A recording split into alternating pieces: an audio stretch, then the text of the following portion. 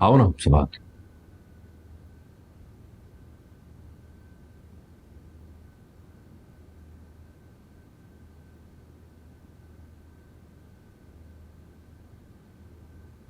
ठीक है।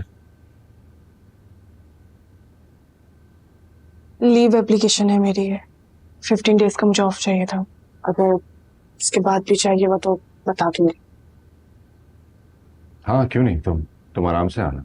जितने दिन की छुट्टी चाहो कर लो। इस ऑफिस के दरवाजे तुम्हारे लिए हमेशा खुले रहेंगे। Thank you. हाँ वो अम्मी कह रही थी कि शादी पर लाजमी आना, आंटी को भी अपने साथ लेकर आना। मैं कार्ड व्हाट्सएप कर दूंगी।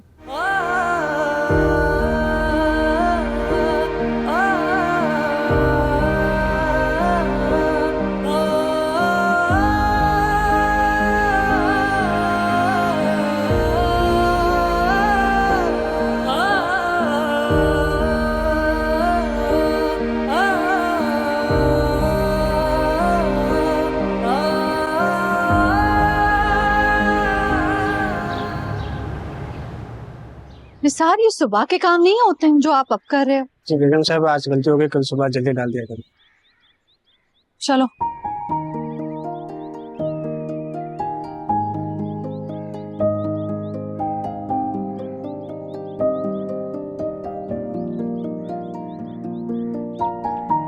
ईसा, आज इतना जल्दी कैसे आ गए?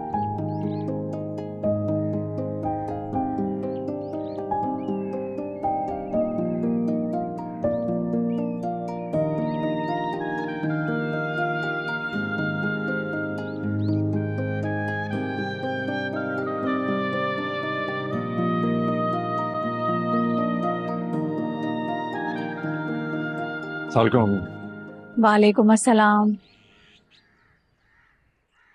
खैरियत? इतना जल्दी कैसे आ गए?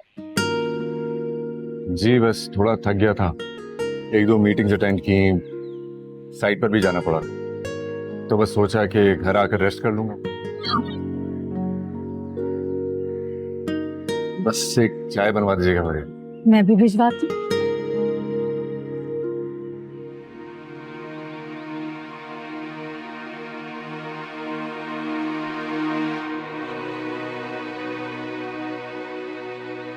अम्मी, जुम्मे को सबाहत का निकाह है। किसका निकाह हो रहा है? सबाहत का निकाह है जुम्मे को, इतवार को रुखसती। इतना अचानक रुखसती और निकाह?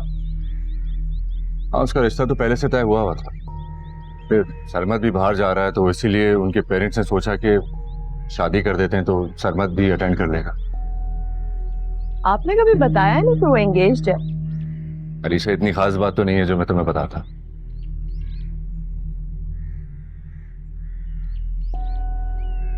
पर अम्मी, सबाहत की अम्मी ने आपको खास तौर पर बुलाया।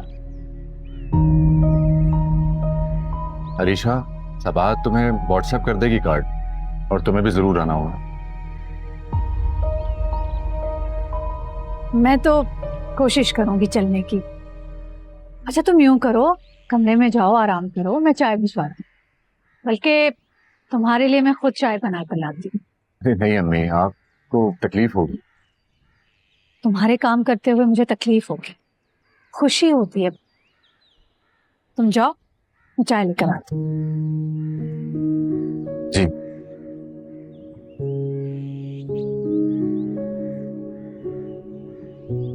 मिट्टू, कैसे हो?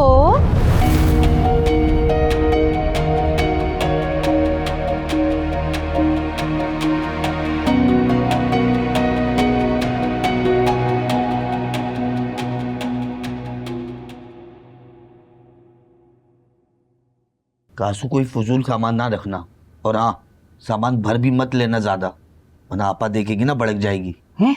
ऐसे कैसे भड़क जाएंगी? भाई इंसान कहीं जाता है तो अपने जरूरत के सामान तो रखते हैं ना।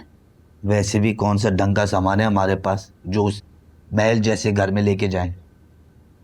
नहीं, लेकिन कम सामान होगा ना तो आपा समझ जाएगी कि हम 3-4 दिन के लिए आए। और वापस चले जाएंगे, फिर हम रह के डेरा जमा लेंगे। हाँ, ये वैसे तुमने सही बात की है सराज। और कपड़े ढंग के रखना, ऐसा ना लगे आपा को कि हम लुटे पुटे आए और मुफलिस हैं। हाँ, जानती हूँ। और हम लोग को वहाँ पे अच्छे बनकर रहना है। तुम देखना फिर कैसे मैं आहिस्ता आहिस्ता आपा को अपनी मुट्ठी में करती हूँ। होशियारी से कासू, मेरी आपा उड़ती चिड़िया के पर गिन लेती है।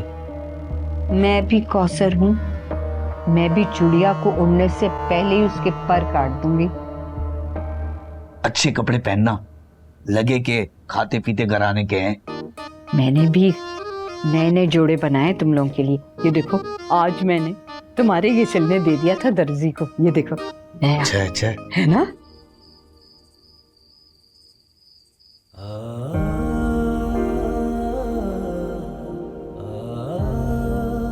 मेरी फितरी बुज़दिली ने तुम्हें मुझसे दूर कर दिया सबात। अगर उसी वक्त तुम्हें प्रपोज कर देता जब तुमने कहा था कि मेरे पेरेंट्स मेरी शादी करना चाहते हैं, तो शायद तुम मुझे मिल जाती। मगर मैंने तो अपनी शादी का इख्तियार अम्मी को दे रखा। उनकी इजाजत के बगैर कैसे प्रपोज करता? लेकिन अम्मी को मेरी पसंद का इल्म होता तो वो जरूर राजी हो जाती। उनके लिए मेरी खुशी से बढ़कर तो कुछ नहीं, मगर अब क्या फायदा? चंद रोज बाद वो हमेशा हमेशा के लिए किसी और की हो जाएगी।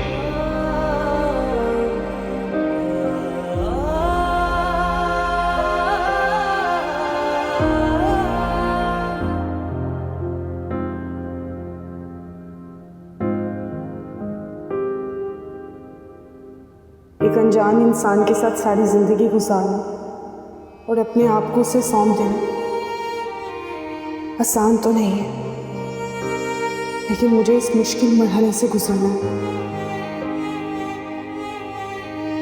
अम्मी और बाबा को मुझ पर बड़ा मान और मुझे उनका मान रखना है और इस दिल को समझाना है जो बिला वजह ही ईसा के बारे में सोच रहा है।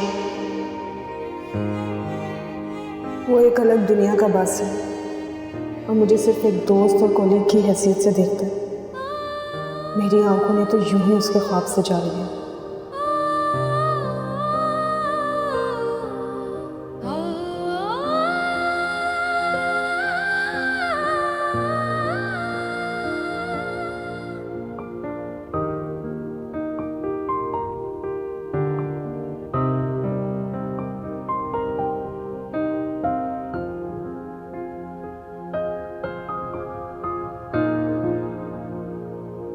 जुम्मे को सबाहत का निकाह है।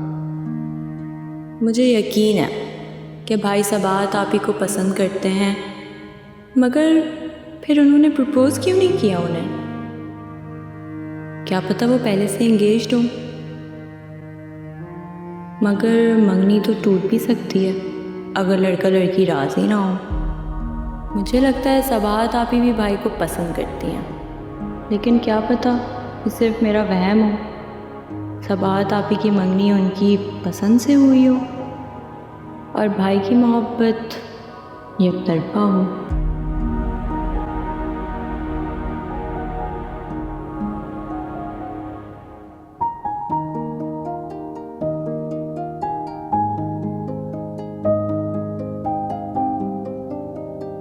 अब तो मेरा खौफ खत्म हो गया। अब सुकून से ढूंढूंगी ईसा की दुल्हन। कोई जल्दबाजी नहीं। ये लड़की तो ईसा के काबिल थी ही नहीं।